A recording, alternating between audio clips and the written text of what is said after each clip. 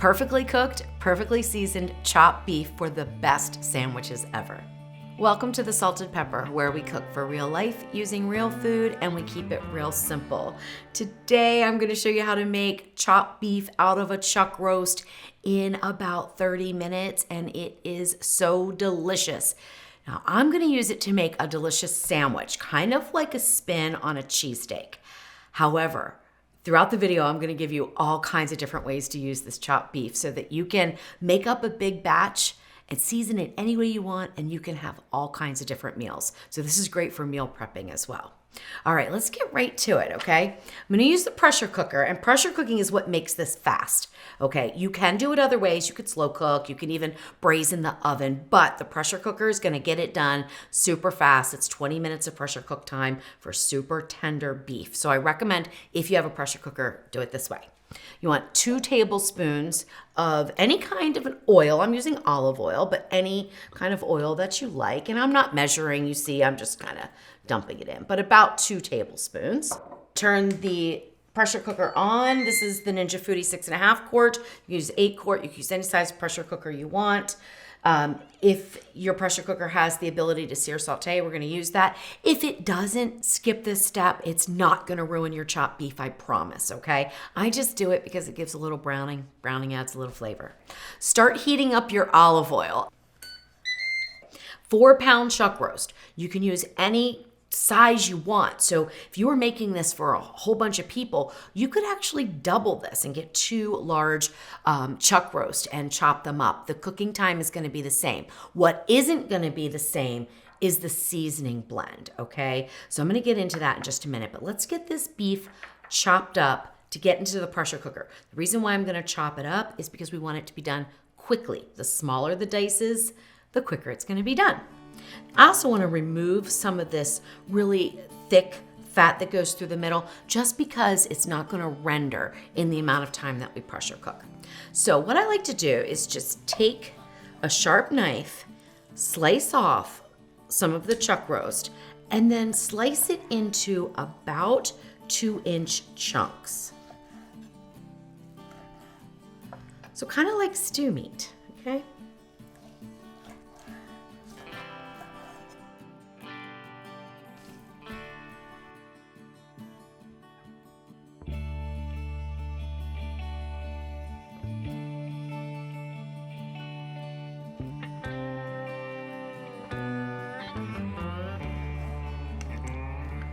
All right, perfect. Now, don't throw this away. You can render it down and make beef tallow with it, okay? That's what I'm gonna do. And if you don't have enough to make the tallow right away, put it in the freezer for later.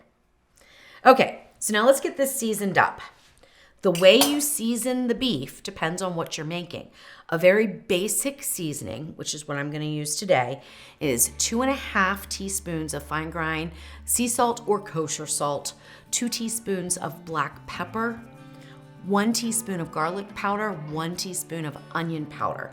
That is the basic seasoning, okay? Salt and pepper would honestly be the basic, but this is good for pretty much anything. All right, so that's what I'm gonna do, and then I will go over a few other types of seasonings that you can use for different things. Now, really I should have this in a bowl, but I'm kind of trying to rush a little bit here because my oil is super hot. So I'm just gonna sort of massage this together.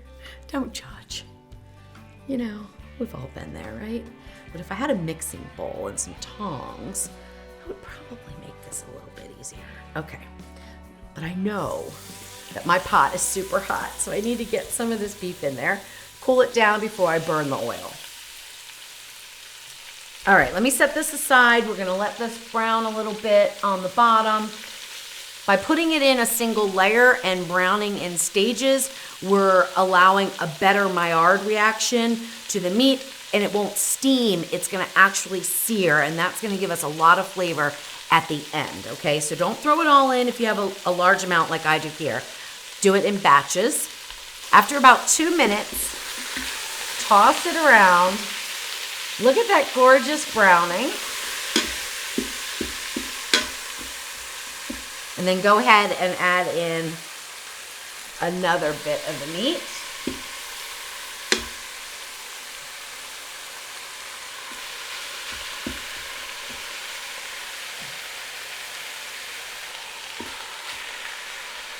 and let that sear for about 2 to 3 minutes.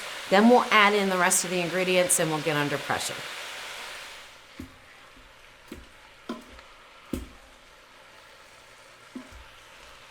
All right, that looks perfect.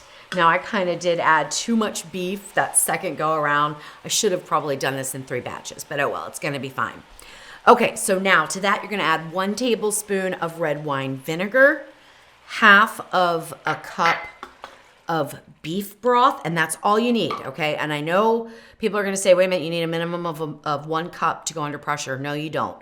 This beef is gonna give off so much liquid. Trust me, that is enough. You want the juices to be the main liquid in this. So the juice is coming off the beef, because that we're gonna add in as we make our sandwiches to make a really delicious, juicy chopped beef sandwich. Okay, 1 large sweet onion, and I just quarter it sort of. This is actually probably 1/8. Doesn't matter. Just chop it up. We're going under pressure long enough that you don't have to chop it fine, okay? It's gonna disintegrate, and that's what we want. This is not the onion that you're gonna really use for your sandwich. This is the onion to flavor the beef. And then I have 1 bulb, which was about 10 cloves of garlic that I cut off both ends of the bulb of garlic and then smash the cloves, and whatever I end up with, I end up with. This looks like about 2.5 tablespoons. If you wanted to use minced garlic instead, or even the minced garlic that comes in the jar, you certainly can use about a tablespoon.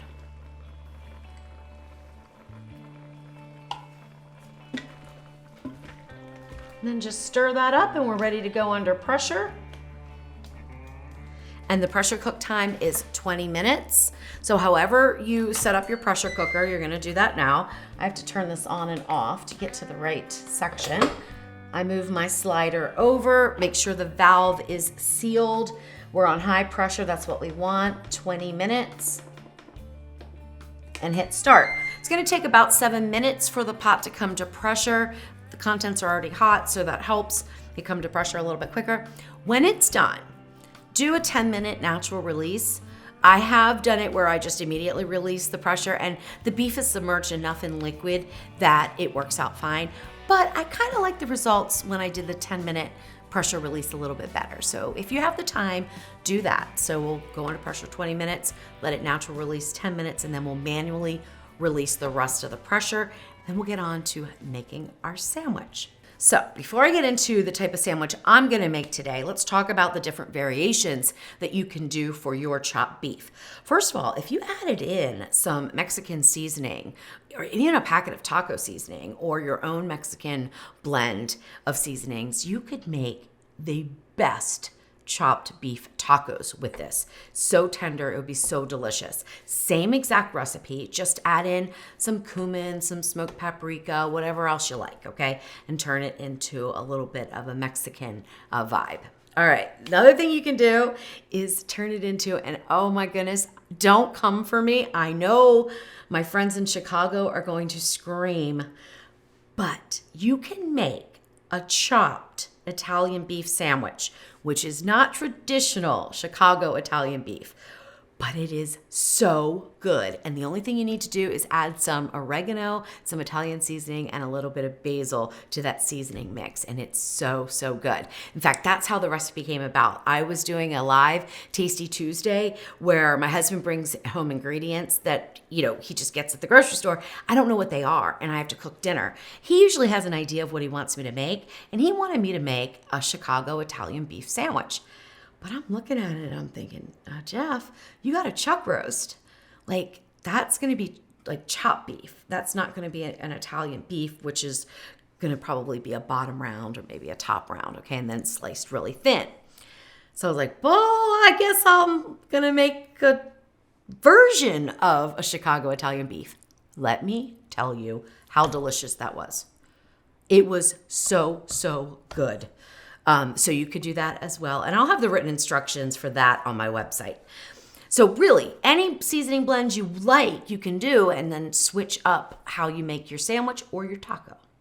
What I'm going to do is make my own version of a cheesesteak. And my husband says, I didn't have any lettuce in it. And I said, well, do you really want all the lettuce and tomatoes? Like, no, I just want the meat and the cheese. Well, I'm gonna throw in some onions and some green peppers, and I'm gonna show you how to do that. It's super easy, and then we'll put it all together into a delicious sandwich, okay?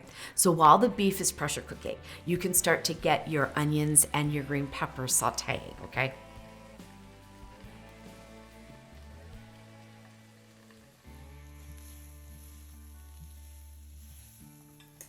All right, we're about to finish up our pressure cook time. Then we'll have 10 minutes of a natural release. And my vegetables are all sauteed. So now it's time to get the sandwich roll ready to go.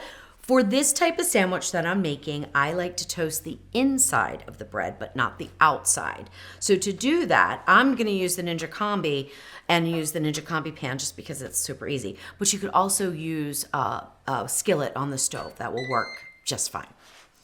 So this one's not cut, obviously. So I'm gonna cut it down the middle. I try my best to keep the bread intact. It sometimes will fall apart, but right down here I try to keep it so it's still joined together. And then whether it's your skillet or the combi pot or whatever you wanna use, put your bread in. And then just toast it on sear saute for about 8 minutes or so, or on the stove for about 8 minutes, just until it gets nice and like golden brown on the inside. I don't butter it, but you certainly could. That would work just as well if you wanted to butter the inside of the bread first. All right, let's go ahead and open up the lid. So now go in and chop it up a little bit. And it's so tender, it will just fall apart with your tongs. And when you go through it like this, the garlic and the onions also sort of dissolve.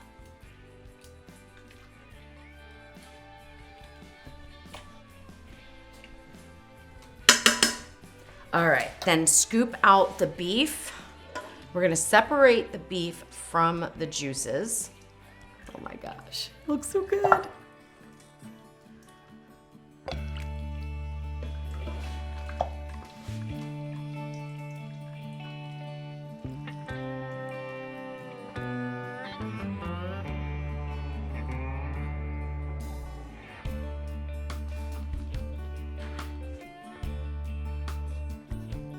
All right, so I like to strain the juices to get out any of the like mushy onions and garlic and stuff.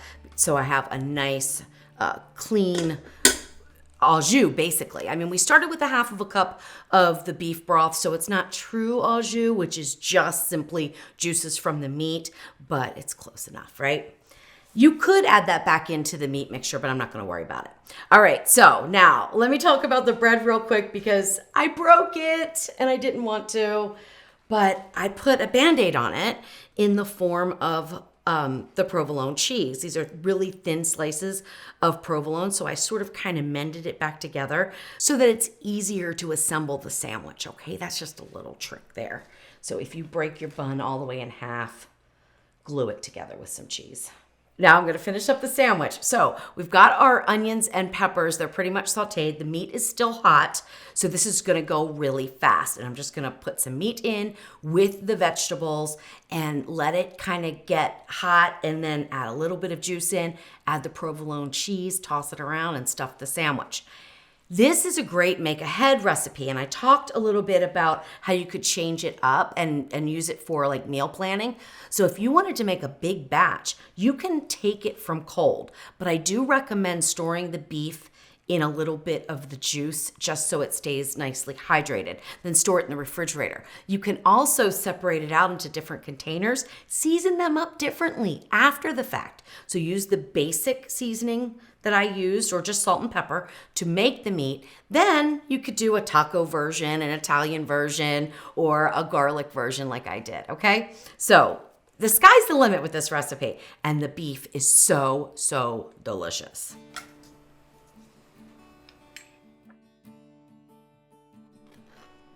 Now, if you like mayonnaise, add a little bit to the bread. If not, skip it. My husband usually just eats his sandwiches that I make like this dry, but I like a little mayonnaise. All right, the cheese is melted.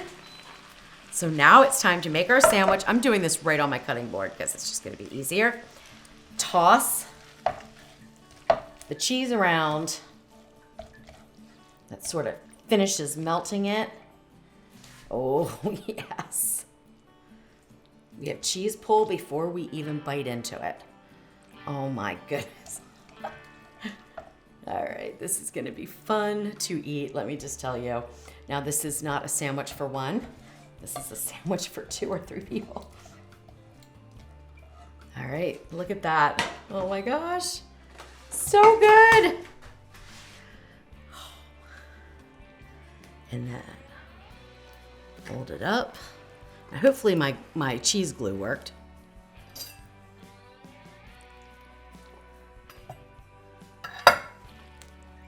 There you go. Look. Oh my goodness. All right, here we go. Oh my goodness gracious. Looky here. Oh, well, we have to get that back in the sandwich, don't we? Now, if this isn't a sandwich, I don't know what is. I don't even think it needs a lettuce and tomato, but that would be good too. Oh my gosh, I don't even know how I'm gonna eat this. This is gonna be fun. First of all,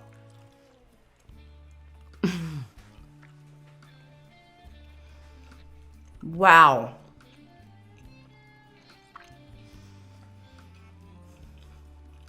Oh my goodness, that's good.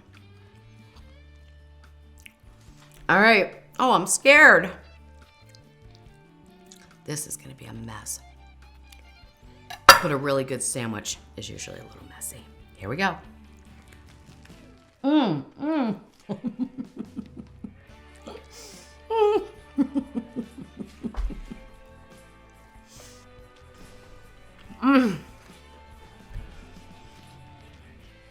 Oh my, I'm going in. I'm going in for another bite. This is probably one of the best sandwiches ever.